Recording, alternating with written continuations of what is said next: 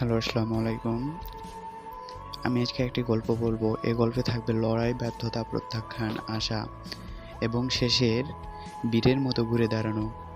যে গল্পটা একজন ছেলের হেরে যাওয়া ছেলে কিভাবে ফিরে আসে। The comeback. একটি ছেলে ছিল, তাকে সবাই বলতো তুই কিছুই করতে পারবি না। তাকে দেখে কেউ বলতো না একদিন সে বদলে দেবে নিজের জীবন, কারণ সে হেরে গিয়েছিল বারবার। ছেলেটির নাম ছিল আদনান। সে একজন স্বপ্নবাজ ছেলে ছিল, কিন্তু স্বপ্ন দেখতে সে একদিন হারিয়ে যায় বাস্তবের ধাক্কায়। পরীক্ষায় ফেল করে।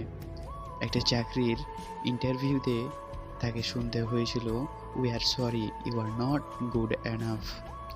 বন্ধুরা তাকে এড়িয়ে চলতো, প্রেমিকা তাকে ছেড়ে চলে গেল। সবাই বলেছিল তোর দ্বারা কিছুই হবে না। সেই দিন আদনান আয়নার তাকিয়ে নিজের চোখে চোখ রেখে সে চুপভাবে I am really not good enough, or am I just not giving enough, এভাবেই বলেছিল। সেই রাত বদলে দেয় তাকে। সে নিজের রুমে বসে একটা কাগজে লিখে রাখে, আজ থেকে আমি বদলাবো। কেউ যদি আমায় না চায়, আমি নিজেকে চাইবো। আমি ব্যর্থ নই, আমি চেষ্টা করছি। That's my super power.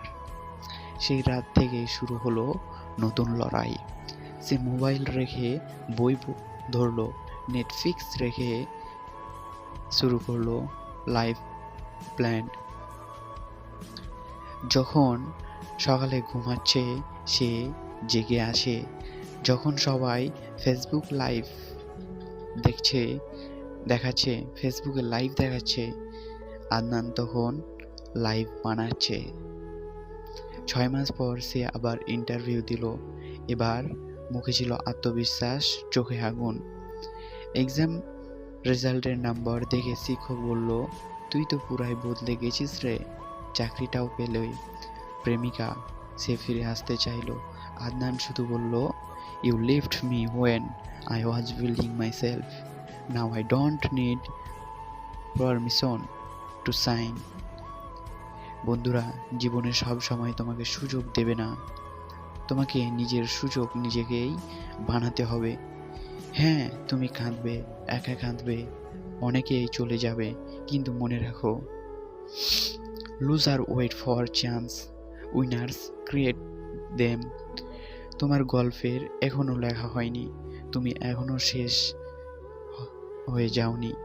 এই পৃথিবীকে এখনো তুমি চমকে দিতে পারো।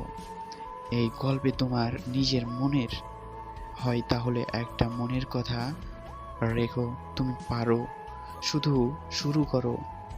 এরকম অনুপ্রেরণামূলক গল্প পেতে চ্যানেলটি সাবস্ক্রাইব করে পাশে থাকো।